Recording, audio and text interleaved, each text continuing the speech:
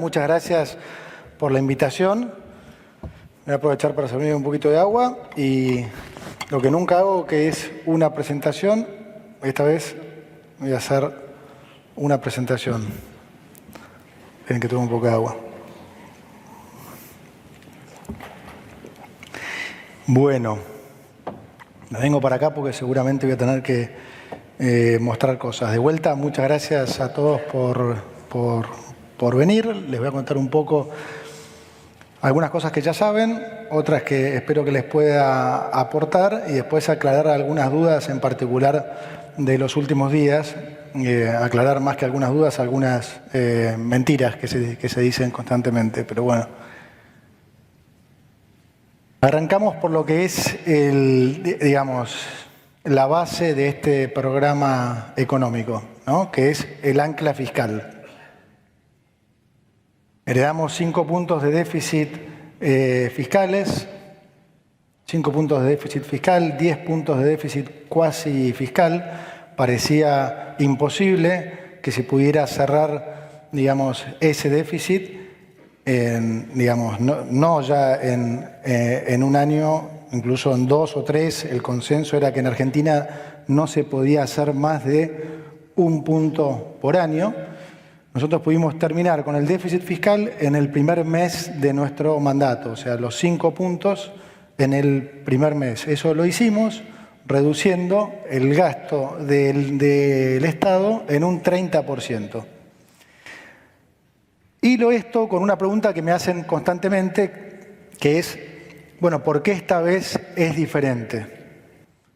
Entonces, esta vez es diferente precisamente por esto, que es la primera vez que Argentina llega a un orden de las cuentas públicas, tanto en lo fiscal como en lo monetario, por decisión política, ¿sí? Por vocación, no por accidente. ¿Qué quiero decir cuando digo por accidente? Por haber gatillado una crisis. Argentina, en los últimos 124 años, en 113 tuvo déficit. Y ahora ya todos saben que el déficit siempre ha sido la madre de nuestros problemas. Que lo que le vendieron a la gente como nuestros problemas, que eran el dólar, la inflación o la deuda, eran simplemente la consecuencia de cómo se financiaba ese déficit. Eso ya lo entiende, sacando algún kirchnerista, la mayoría de la gente, ¿no? Pero, los que no están lobotomizados es algo que realmente lo han podido entender. Entonces, el haber llegado a este equilibrio fiscal por vocación es un cambio radical, porque supongo que la mayoría se debe haber preguntado alguna vez por qué esos procesos, esos pocos años en los que Argentina de repente tenía cierto orden, no duraban. Ejemplo, salida de la convertibilidad. Mega crisis, obviamente después de la crisis hubo 2 o 3 años de orden fiscal. ¿Por qué? Porque el ajuste lo hizo el mercado, el ajuste lo hizo la crisis, ¿sí? ¿Y quién lo pagó el ajuste ese? El sector privado. Especificación asimétrica, corralito, default, devaluación. Todos ustedes sufrieron eso a la salida de la convertibilidad, ¿no? Los salarios reales cayeron más de 30%, medidos en dólares cayeron más de 60%, la economía llegó a caer 11%, es decir, cuando el ajuste lo hace el mercado, las consecuencias para el sector privado son brutales. Esta es la primera vez, de vuelta, que se decidió ir a orden fiscal por vocación. Y la diferencia en los números y en lo que se hizo es lo que generó una sorpresa definitivamente mundial. ¿Por qué? Porque, naturalmente, haciendo que el ajuste lo pague el sector público y no el sector privado, fíjense la diferencia con lo que fue la salida de la convertibilidad. Los salarios, en vez de caer más de 30% en términos reales, desde diciembre del 2023 recuperaron 15%. En vez de caer más de 60% en dólares, los salarios medidos en dólares subieron más de 150%. La economía, en vez de caer 11%, medido diciembre de 2024 contra diciembre del 2023, el estimador mensual de actividad económica dio un crecimiento de 6%. Ayer salió el EMAE de abril, con un crecimiento en abril desestacionalizado de 1,9 y un crecimiento interanual de 7,7. Es decir, la economía viene creciendo casi al 8%. Entonces, fíjense lo que es la diferencia de cuando vos atacás el problema y lo resolvés correctamente con un programa económico donde había una política fiscal, monetaria, cambiaria y financiera absolutamente coordinada. Y eso es lo que evitó una crisis que sin ninguna duda hubiera llevado la pobreza a niveles, como dice el presidente, del 90%. Dicho sea de paso, también en la salida de la convertibilidad el nivel de pobreza se duplicó. Ahora, como ustedes saben, pudimos bajar más de 20 puntos la pobreza, sacando más de 10 millones de argentinos de la pobreza. Ni que hablar con respecto a la inflación, ¿no? Rompimos esa inercia inflacionaria, pasamos de una inflación que estaba en el entorno al 300% a niveles como dio el último mes. O sea, inflación mayorista, diciembre de 2023, 54%, inflación mayorista último mes, deflación, menos 0,3%. Inflación minorista de diciembre del 2023, 25,5%. Inflación minorista del mes pasado, 1,5%. O sea, estamos en otro país. Como dije antes, esto se logró. Acá tenemos el proceso de desinflación ligado con el crecimiento, ¿no? Estamos en el EMAE, en el pico de la serie, ¿sí? Como dije, 7,7% interanual el último número, 1,9% desestacionalizado. La pobreza cayendo fuertemente. Este número, según los últimos indicadores, está más en el entorno ya al 32%, con lo cual de vuelta se bajaron 20 puntos. Esto lo podemos pasar después. Bueno, voy a parar un segundo en esta para hacer alguna... Esto no me va para atrás ahora. Bueno, no importa. Para hacer alguna conclusión. Entonces, estamos efectivamente en un modelo que no hemos visto, ¿sí? Que Argentina no implementó nunca, en ningún momento, en los últimos 100 años. Por lo tanto, esa frase de esta ya la vi y demás no aplica porque nadie pudo haber visto lo que no pasó. Y esto no pasó nunca. Entonces, estamos en un modelo nuevo que consiste en ¿qué? Consiste en nosotros, desde nuestro lado, seguir haciendo el trabajo que estamos haciendo, que es no desviarnos del orden fiscal y del orden monetario, cosa que no vamos a hacer nunca, y el mayor garante de eso es el presidente. Digamos, creo que ya a nadie le cabe ninguna duda que tenemos un presidente con una convicción y un compromiso con respecto al orden macroeconómico que no ha tenido nadie. Es decir, es la primera vez que tenemos un presidente que le da prioridad a la economía en vez de a la política. Es un modelo en el que, obviamente, digamos, nosotros vamos a profundizar de manera tal de poder seguir bajando impuestos, sacando regulaciones y abriendo paulatinamente la economía para que las empresas compitan y la gente se pueda ver beneficiada con productos de mejor calidad a mejor precio. Porque en definitiva, si esto no le llega a la gente, ¿de qué sirve? O sea, ha habido momentos y situaciones en las que a los empresarios les ha sido más fácil ganar plata. Esa es una realidad. Porque si vamos a un esquema donde hay desarbitrajes fenomenales como los que se generan en una economía desordenada, ¿sí? Desarbitrajes que pueden venir por el lado de inflación, dólar, subsidios o industrias protegidas, por supuesto que a veces es mucho más fácil hacer negocios así, ¿sí? Ahora, ¿la gente le llega a eso? No, lejos de llegarle, ¿de qué se nutre ese modelo? De salarios miserables y pobreza extrema. Entonces, ese es el modelo que no queremos. Es decir, hay cosas que es muy torpe negar. A mí realmente me pone mal cuando alguien niega evidencia empírica. Entonces, cuando uno analiza el modelo kirchnerista, gobernaste 16 de los últimos 20 años y dejaste al país al borde de la peor crisis de su historia, es un tema terminado entonces.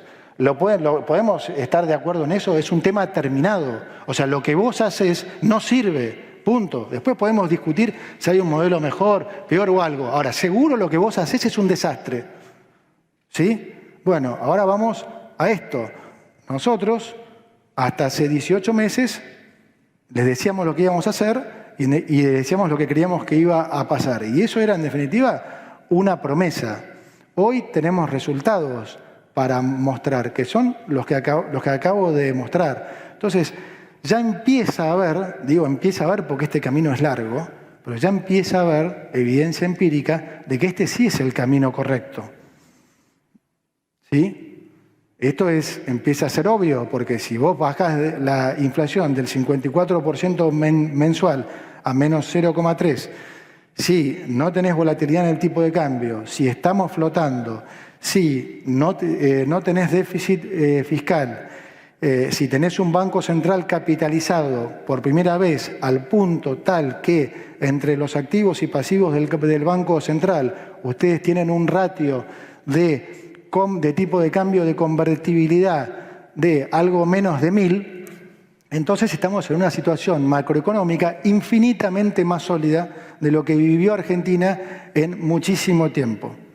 Pero que además ahora tienen la garantía que, de vuelta, no llegó producto de una crisis, sino producto de decisión política y que se va a mantener. Y eso debiera ser, insisto, el mayor garante para ustedes y para todos los empresarios, ¿sí?, de que esto va a continuar. Porque en economía no hay casualidad, es todo causalidad. A Argentina siempre le ha ido mal porque siempre ha hecho las cosas mal.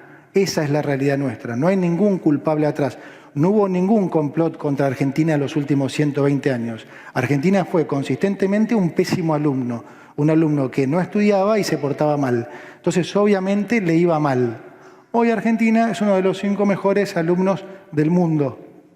¿Sí? El otro día, hace ya 2 meses, en la última reunión del Fondo Monetario, la propia Managing Director del Fondo Monetario, Cristalina Georgieva, les dice a los ministros del G20 reunidos ahí, me dice, asomándose así, Toto, ¿puedo contar algo? Digo, sí, y entonces ella le dice, miren, estábamos en pleno tema de la guerra comercial de Estados Unidos, había un ruido en los mercados enorme. Entonces Cristalina dice, miren, con todo el ruido que hay, con todo lo que está pasando, no sabemos cómo va a terminar esto, pero es muy probable que sean muchos los países que necesiten del fondo. ¿Saben qué va a hacer el fondo? El fondo solo va a estar ayudando a los países que hagan las cosas como Argentina. Mira, sí me dice gracias, Toto. Entonces,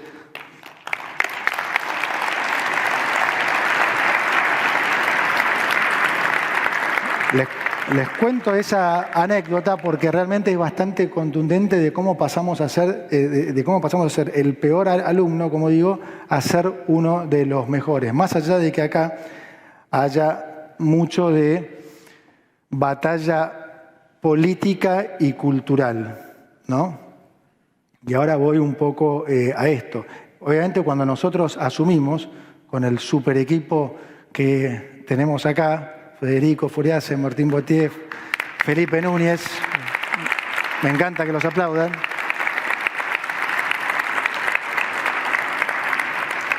La prioridad era, y con todo el equipo, ¿no? Obvio, la prioridad era evitar la crisis.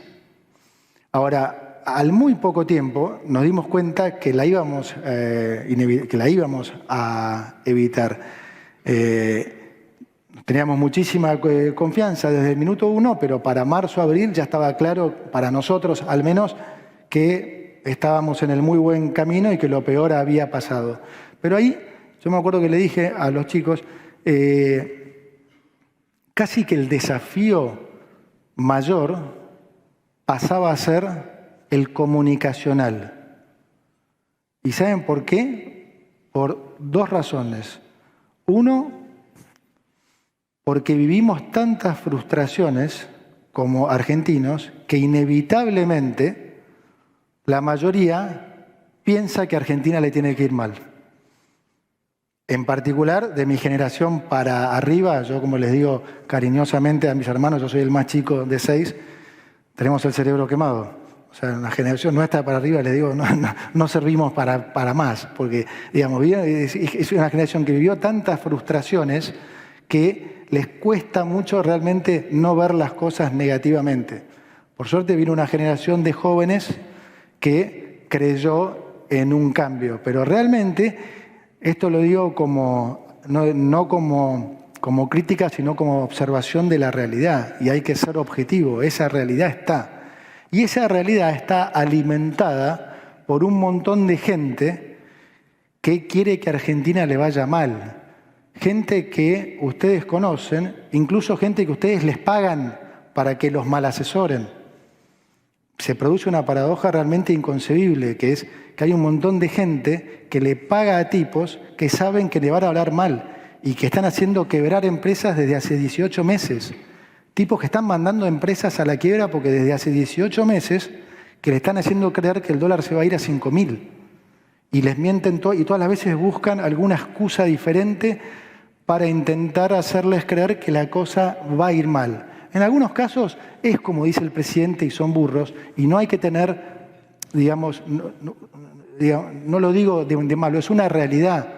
Digamos, acá hay un país en juego, entonces tampoco seamos falsamente buenos. Hay gente que les quiere hacer daño, que quiere que al país le vaya mal, que necesita que al país le vaya mal. Los políticos a la cabeza, un montón de periodistas comprados, un montón de colegas también. No tengan ninguna duda, gente que de vuelta ustedes les pagan y ellos, ya sea por inoperancia o por negocio, porque también están comprados, o por la combinación de los dos, tratan de envenenarlos a ustedes constantemente con cosas que de este lado, les digo, yo entiendo las reacciones del presidente y demás, y me parecen absolutamente lógicas. ¿Saben por qué? Porque acá estamos nosotros, un pequeño grupo de gente rompiéndose el traste, tratando de sacar el país adelante, y hay un montón de gente, ¿sí?, que se aprovecha de que la mayoría de la gente de a pie no tiene el conocimiento económico para mentirles. Y algunas de las cosas que les dicen son cosas que para nosotros son señales del nivel digamos, de encono, de caradurismo, de odio, de todo lo que tienen adentro. Porque, digamos, para ponerlo en términos futbolísticos, es como que alguien venga y ustedes no saben de fútbol, entonces les digan, ¿sabes lo que va a pasar? Estos flacos van a salir a jugar con 14. Eso es lo que van a hacer. Van a salir a jugar con... vos le decís, y alguien dice, no, mira, el fútbol se juega de 11. No, el fútbol... No, ¿qué 11? Eso dice... Entonces, cuando vos los escuchás decir a nivel económico burradas como las que dicen, uno se pregunta y dice, pará, este tipo no puede ser tan burro, acá algo raro hay. Es gente que niega evidencia empírica. Ejemplo, la deuda. ¿Cómo estamos acá? Ahora sí retrocedí todo. Estamos muertos. Estábamos en una antes. A ver si la agarra. Acá. La deuda, en el gobierno anterior, creció 150... La deuda consolidada, Tesoro y Banco Central. ¿Sí? ¿Por qué decimos consolidada? Porque nosotros pasamos la deuda del Banco Central al Tesoro. Entonces, la forma correcta de medirla es esa. Entonces, cuando mirás la deuda consolidada de Tesoro y Banco Central, los últimos 4 años o sea, el gobierno anterior aumentó la deuda a 156.000 millones, ¿sí? Nuestro gobierno redujo la deuda en 50.000 millones de dólares ya. Esto no es debatible. No es debatible. Es un dato. Ahora, ustedes escuchan ya no a la izquierda o al kirchnerismo, incluso tipos, como digo, que ustedes les pagan y les dicen cualquier cosa. Entonces vos decís, pero ¿cómo puedes estar diciendo esto? Entonces, de vuelta, por eso pongo el ejemplo del fútbol. Pónganse ahora en lugar nuestro, cuando escuchamos a cierta gente que se supone que tiene que tener cierta honestidad intelectual, decir cosas y vos decís, pero espérate, o sea, esto no puede ser, dejá que lo diga Kicillof, ok, sí, está haciendo política, está todo bien, ahora vos te pones a decir esto. Entonces, digo, no es tan fácil tampoco de este lado cuando uno ve constantemente tanto al periodismo como a los políticos, como digo, a otros colegas, fomentando cosas que son mentiras. Obvio que se hace más difícil y obvio que molestan. No van a tener éxito, porque, como dije antes, no hay casualidad, hay causalidad. Entonces los fundamentals prevalecen y esa es la frustración de ellos. ¿Por qué aumentan el nivel de mentira? Porque ellos necesitan que la cosa empiece a andar mal y se frustran porque les parecen que hacen cosas tremendas desde el punto de vista político y sin embargo no pasa nada. Entonces empiezan, van a devaluar, van a salir del cepo, olvídate, el dólar se va a 2.000. No, porque Cristalina les pidió devaluación, olvídate. Y cuando anunciamos que vamos a salir, no, listo, agarrate, digamos, no, pero van a hacer bandas. ¿Qué bandas? Se los llevan puesto en 5 minutos. El dólar converge para abajo, como habíamos dicho nosotros, duplican, insisten. Hoy escuchaba uno creo que era de Infobae o algo, de vuelta. Van a devaluar y el ministro entonces se va a ir en octubre. Yo no sé cuántas veces renuncié ya, pero además no debe haber... Pero además no debe haber en Argentina un antecedente de dos personas que se lleven mejor que el presidente y yo. O sea, como dice el presidente, o sea, tenemos simbiosis y digamos, seguro, imposible que haya habido una relación así entre un ministro de Economía y un presidente. Pero es mucho más allá de eso. Ya es una especie de hermandad que tenemos con el presidente. Con lo cual vos escuchás eso y decís, es imposible no pensar mal. Entonces... bueno, contra eso también se luchan porque ellos están todo el tiempo metiéndole ficha a ustedes y tratándolos de convencer y van switchando de qué es lo que pueden decir para generar daño. Entonces, en enero del año pasado van a devaluar seguro, no pasan de febrero. Después era que la inflación no podía caer por debajo del 10, después era que no podía caer por debajo del 8, de repente baja de un mes para el otro del 8 al 4, entonces dicen, bueno, sí, pero va a ser a costa de una recesión infinita. De repente la economía crece 6% en el año, dicen, pero no se van a poner nunca de acuerdo con el fondo, no pueden salir del cepo, están atrapados. Entonces cuando mostrás que salir del cepo, pero va a ir al techo de la banda, pero Valpa, pega alguna, negro, pega alguna.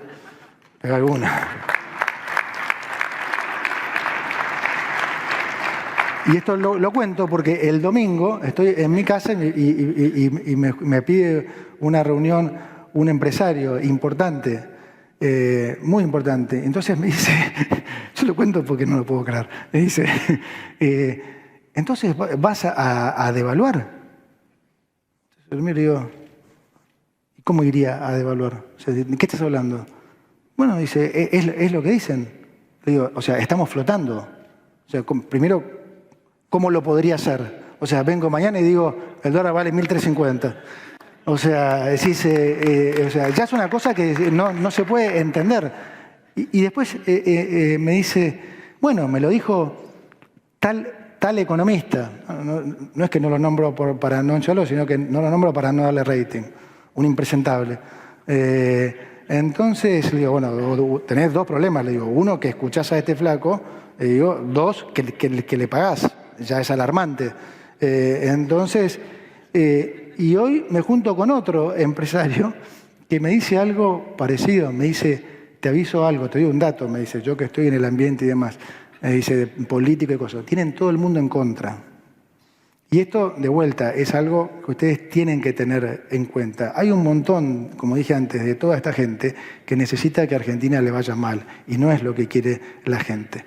Estos son personajes particulares que, insisto, ven a la política como un negocio, o empresarios que tienen su negocio, digamos, de otra manera, que hacen negocios de otra forma, o periodistas que no pueden más directamente de no cobrar pauta o que cobran y efectivamente dicen lo que les piden que digan. Bueno, siguiendo con eso, entonces vamos a contestar otras de las estupideces que se han dicho en los últimos días. La otra es esta del dólar, que el dólar se tiene que devaluar porque está muy barato y demás, y ahora voy a seguir con el tema de la cuenta corriente. Hay una cosa que es muy obvia, que es la que dije recién, el dólar flota. Por lo tanto, a cualquiera que le parezca que está barato, agarrar los pesos y comprar. No te la pierdas, campeón. O sea, tenés pesos y el tipo de cambio flota y vos sos el que sabe que está baratísimo y comprá. Por otro lado, más allá de que a nosotros nos parece un absurdo el tema de la famosa tira histórica de si el dólar está barato en términos históricos o no, porque hay un montón de factores que influyen y realmente no tiene mucho sentido, pero tomemos los últimos 2 meses, para los que dicen que hoy el tipo de cambio está barato, digo, no están mirando lo que está pasando en el mundo. El dólar se hizo pomada contra la mayoría de las monedas, tomamos nosotros alguna, ¿no? Contra el euro se devaluó un 4%, contra el real un 8%, contra el peso chileno un 4%, contra el peso colombiano un 6%, contra el peso mexicano un 7% y contra el sol un 5%. El único país donde en realidad se apreció es contra Argentina, un 12%. O sea que fíjense en realidad lo que mejoró el tipo de cambio real multilateral en los últimos 2 meses. Es decir, desde que salimos del cepo, lejos de, digamos, de tener un tipo de cambio menos atractivo, tenemos un tipo de cambio sustancialmente más atractivo. Después viene la otra pregunta, porque de vuelta siempre hay que ir cambiando el coso, pero ¿cómo van a hacer para acumular reservas? Como quedamos con el fondo desde el día 1 y como lo dijimos 1000 veces, el Banco Central no interviene en el mercado de cambios, salvo en el piso o en el techo de la banda. ¿Y por qué hace esto? Justamente porque nos parece que es sano no intervenir para que haya lo que se dice price discovery, o sea, un descubrimiento de precio genuino. Por otro lado, para no generar ninguna especulación, porque si el Banco Central se pusiera a comprar en 1100 y un día se va a 1250, no va a faltar el que diga ahora va a salir el central a vender lo que compró. Entonces se produciría una especie de banda dentro de las bandas. Y segundo, porque esa es la política monetaria que hemos establecido. Nosotros tenemos la cantidad de dinero fija, no se emite en pesos desde hace un año, y solamente la cantidad de dinero cambia en el piso o en el techo de la banda. Es decir, si se va al piso de la banda, el Banco Central va a estar vendiendo pesos. Y si va al techo de la banda, el Banco Central va a estar comprando pesos. ¿Sí? Eso es lo que pasa. Ahora, ¿quién es el que necesita reservas? En realidad, por ahora, el que necesita reservas es el Tesoro. Entonces, siempre quedamos con el fondo en que nosotros íbamos a acumular reservas de diferentes maneras. ¿Y cuáles son las diferentes maneras? Son estas. Vamos a hacer privatizaciones, algunas ya van a venir en el más corto plazo. Vamos a estar vendiendo fuertemente activos, los activos del AVE y demás. Vamos a estar haciendo también concesiones como las hidroeléctricas que se van a estar concesionando también en el futuro cercano. Y vamos a estar haciendo también, cuando alguno venga, ya sea alguna compañía, alguna provincia, que venga con algún bloque de dólares grande que puede distorsionar un poco el mercado, bloque de venta, digo, ellos saben que pueden preguntarle al Tesoro si tiene algún interés en comprarlo, como ya hemos hecho con alguno. ¿Cuál es la diferencia de que lo haga el Tesoro? Que eso no implica creación primaria de dinero, ¿sí? El Tesoro, como les dije antes, como ahora tenemos superávit y no déficit, nosotros todos los meses sacamos pesos del mercado. Es decir, que no solo la cantidad la cantidad emitida de dinero está fija, la cantidad que circula eventualmente cambia porque el Tesoro de vuelta sustrae pesos. Y esos pesos nosotros en general lo vamos guardando en el Banco Central como reserva en pesos, algo que Argentina casi nunca hace, pero nosotros lo hacemos porque como sabemos que la cantidad de pesos es muy chica, creemos que en algún momento, cuando haya un vencimiento de deuda, tal vez en vez de renovarla, tengamos que pagarla, porque ahora los bancos, en vez de querer prestarle al Tesoro Nacional, le van a querer prestar al sector privado, porque es más negocio prestarle al sector privado. Entonces nos van a decir, che, esta vez no te voy a renovar, dámelo los pesos porque le quiero prestar a Toyota, a a la empresa que a ustedes les guste. Es lo contrario a lo que pasó siempre, ¿sí? Lo que pasó siempre fue lo que se llama efecto crowding out, que es que el ahorro de la gente, los bancos, en vez de usarlo para prestarle al sector privado, lo canalizaba todo al sector público, ya sea Banco Central o Tesoro. La consecuencia de esta es que no había crédito en Argentina. Cuando nosotros llegamos, el nivel de crédito sobre Producto Bruto, así es típicamente como se mide, era de aproximadamente 3,5 puntos. En un país normal, en un país que tiene bajo nivel de crédito es más o menos 7, 8 veces eso. En un país normal es más de 10, en un país desarrollado es, en algunos casos, más de 30 veces eso. Entonces ahora estamos en el proceso inverso, de hecho el crédito se duplicó en términos reales y estamos viendo un efecto muy sano, que es que los bancos empiezan a financiar más a las pymes y al sector privado. Este es un proceso que va a llevar tiempo, ¿no? Todavía las tasas son altas, por eso también nosotros estamos empujando que haya esto que se llama remonetización en dólares, para que también empiece a haber préstamos en dólares, para que las compañías facturen si quieren en dólares y para que empiece a haber, cuotas también en dólares, ¿sí? Porque creemos que esto va a darle mucho incentivo a la economía. Imagínense si una automotriz como hoy anuncia que puede vender su auto en dólares a 36 cuotas, o desde un celular hasta un aire acondicionado. Imagínense si ustedes pudieran comprar un celular en 36 cuotas en dólares a una tasa razonable, probablemente nadie más se compraría un teléfono afuera. Entonces, así es como se desarrollan los países normales, con crédito. Entonces nosotros tenemos que lograr que ese crédito cada vez más vaya fluyendo a la gente, ¿sí? Y que sea a tasas lo más razonables posibles.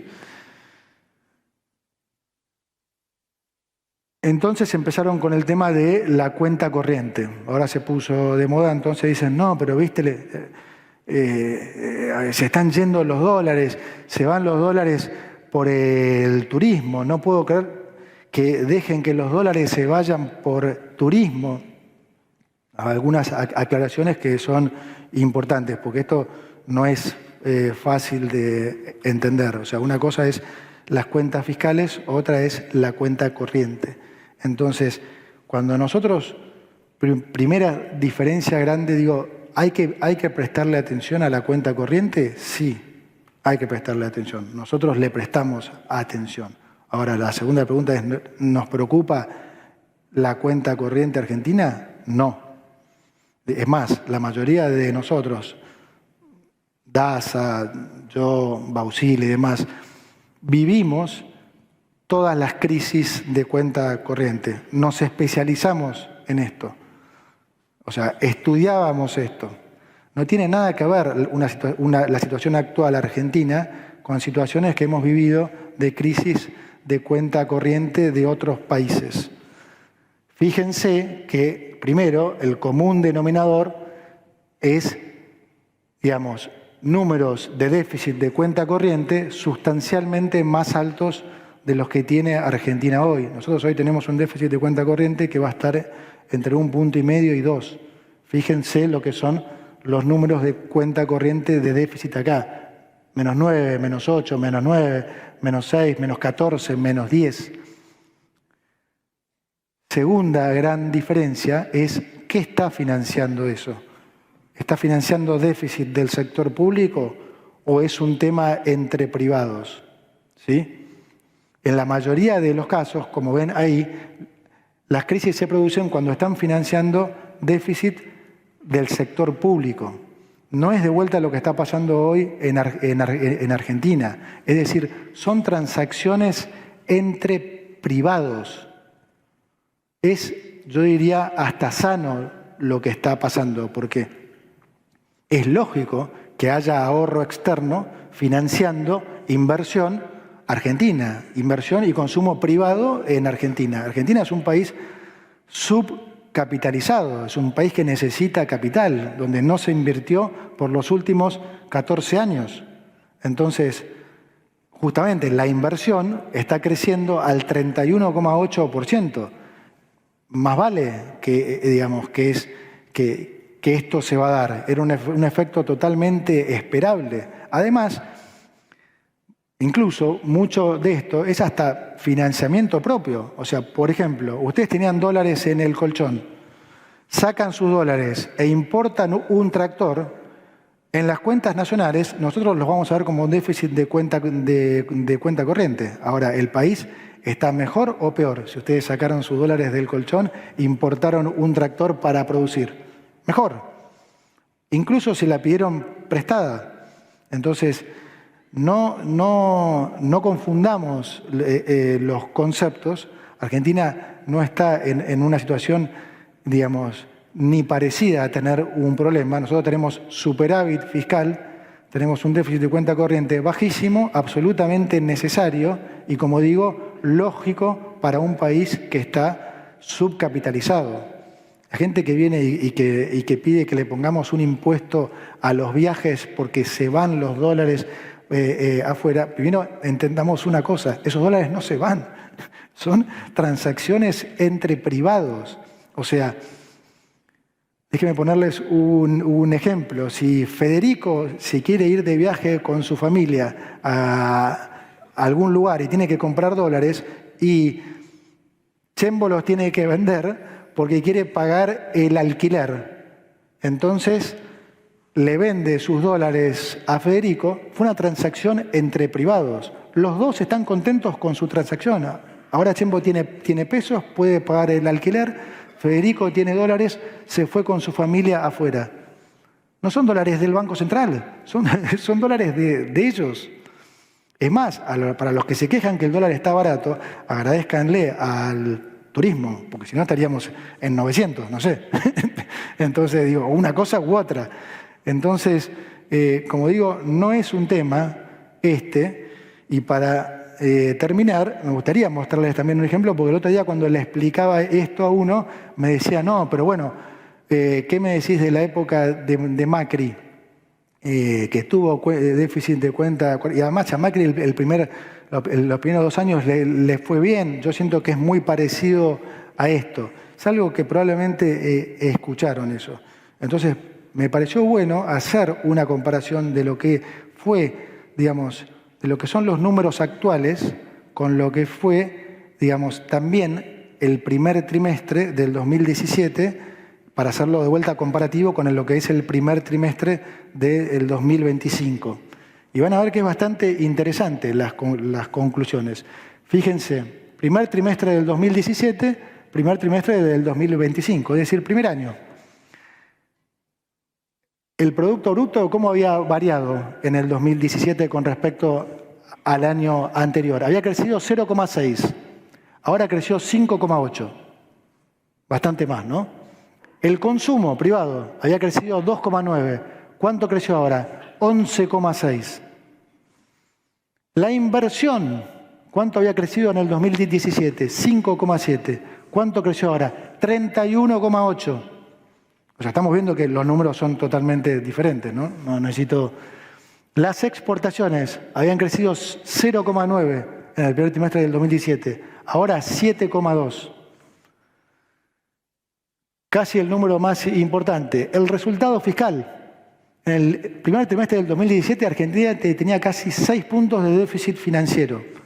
Hoy tenemos un superávit de 0,3. Casi terminaría acá, pero sigamos. Digo, el resultado de la cuenta corriente eran 5 puntos de déficit, 4,8, contra 1,8 de ahora.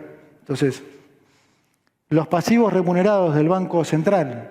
Había 60.000 millones de dólares en pasivos remunerados, ahora no hay más pasivos remunerados en el Banco Central. El tipo de cambio, ¿cuál era el tipo de cambio? El tipo de cambio real bilateral, tomando base 100 la salida del cepo de Macri. 79,5 contra 96,9 que es hoy. O sea, sustancialmente más alto hoy. O sea, fíjense toda la diferencia.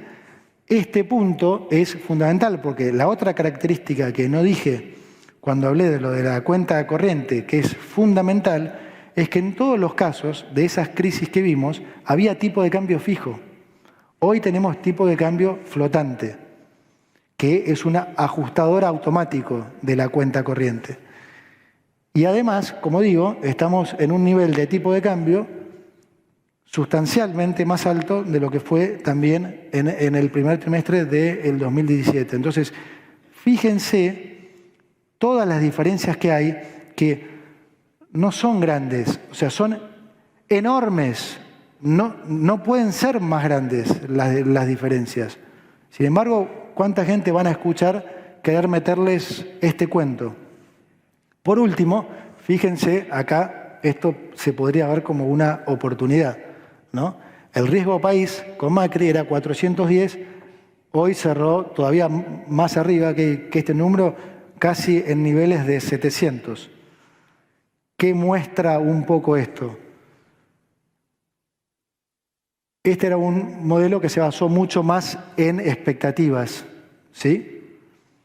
Se critica mucho que no se haya hecho en el 2017 lo que se hizo ahora, pero yo creo que es una crítica injusta, porque en realidad es al revés. Lo que hay que hacer es darle mérito a Milei, porque lo que se hizo era, digamos, para todo el mundo imposible de hacer.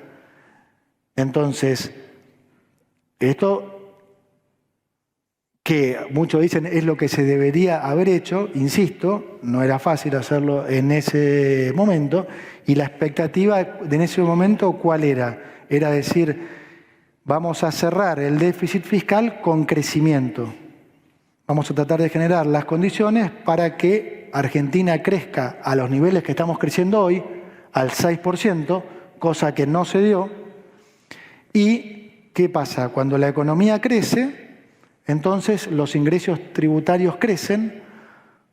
Rule of thumb dice que cada 4 puntos que la economía crece, se reduce el déficit en 1. Entonces, si Argentina hubiera crecido durante esta época al 6, 7, 8%, como estamos creciendo ahora, eso hubiera implicado que se hubiera podido cerrar entre 1,5 puntos y 2 puntos de déficit por año. Y eso era con lo que se especuló en ese momento. La especulación tan absurda no debe haber sido porque mucha gente la convalidó. De hecho, el riesgo país estaba en 410. Hoy estamos en la situación prácticamente inversa. Este es un modelo que se basa en resultados, ¿sí? Es casi la antítesis de este. Hay 0 expectativa, es 100% delivery. Fíjense que todos los resultados, si vos caes de Marte, decís, si mirás estos números, decís, wow, qué bien que están estos. Y esto dirías, Y sin embargo, fíjense la diferencia de riesgo país.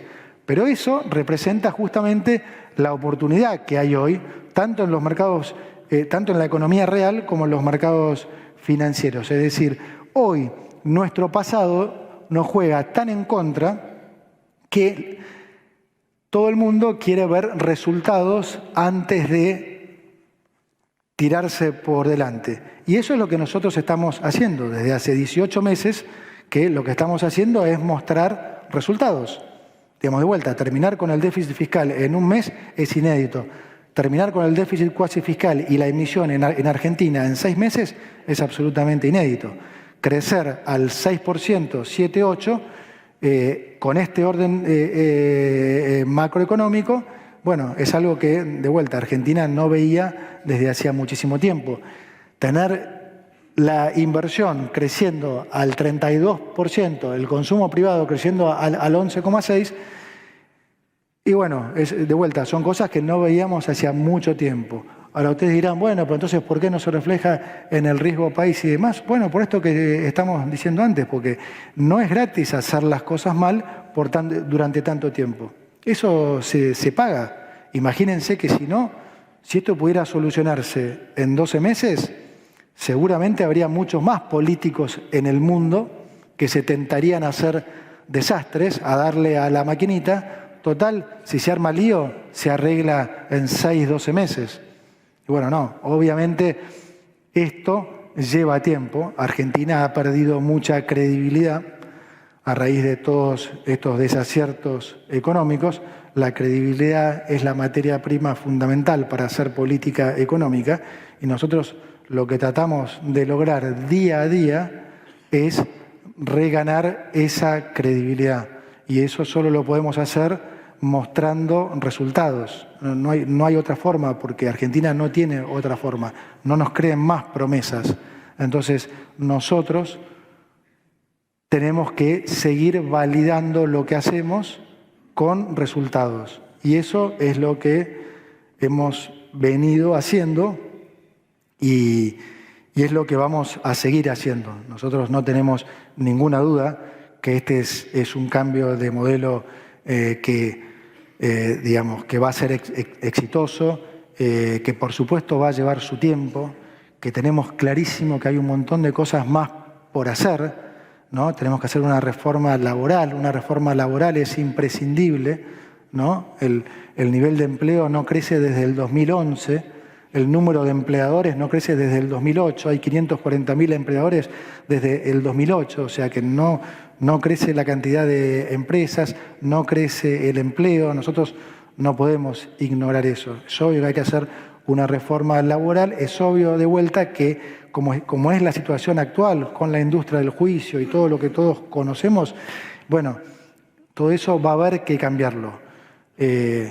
Por supuesto que también va a ser necesario una reforma tributaria, pero digo, la pieza fundamental es la reforma laboral, porque la reforma laboral es la que te da el pie para saber cuánto podés hacer de lo otro, ¿sí? O sea, hoy tenemos casi el 50% de la economía en la informalidad. Entonces, hay que reducir eso, hay que generar de vuelta las condiciones para que la gente pueda volver a la formalidad, hay que llevar adelante estas reformas. Todo esto es lo que se viene, vamos a seguir desregulando, pero sobre todo vamos a seguir bajando impuestos y devolviéndole la plata a la gente. Este es un cambio, yo digo, paradigmático, porque no nos remontemos años atrás, veamos lo que estamos haciendo hoy. Fíjense que todo lo que es aumento de recaudación, nosotros la trasladamos en baja de impuestos. Ya hemos bajado 20 impuestos por más de 2 puntos de producto. Es decir, todo el esfuerzo que los argentinos estamos haciendo, nosotros se lo estamos devolviendo a la gente en baja de impuestos. Pero no es lo que están haciendo algunas o muchas provincias o municipios. Esas provincias o municipios que se están viendo beneficiadas con el aumento en la recaudación, ¿qué hacen con ese aumento? ¿Les bajan a ustedes impuestos provinciales? No. ¿Les bajan tasas municipales? No. sacando algún intendente como Valenzuela en 3 de febrero, digamos, pero todos los intendentes kirchneristas, ¿qué hacen? Les suben encima las tasas. O sea, ellos siguen con el mismo modelo y ese modelo es el que nosotros venimos a cambiar, porque nosotros tenemos que seguir bajando el nivel de gasto. Hoy el nivel de gasto está en 35 puntos de producto, quedamos en el Pacto de Mayo de llevarlo a 25 puntos, ¿sí? Ahora, ese esfuerzo fue todo nación, provincias y municipios que hoy gastan 15 puntos de producto y 4 puntos de producto, eso sigue exactamente igual, ¿sí? El cambio vino del lado de nación, que bajamos de 21 puntos de producto a 16. Entonces, nosotros tenemos mucho para hacer, pero vamos a necesitar mucho apoyo. Necesitamos apoyo de la gente, necesitamos apoyo en el Congreso, pero lo único que ustedes pueden estar seguros es de que hoy tienen unos aliados acá que vienen a devolverle, insisto, la plata a la gente. Si nosotros logramos que la economía crezca entre 6 y 8 puntos por año por los próximos 6 años, nosotros vamos a estar pudiendo devolverles a ustedes en baja de impuestos entre 420.000 y 550.000 millones de dólares. Eso es lo que podemos hacer por ustedes.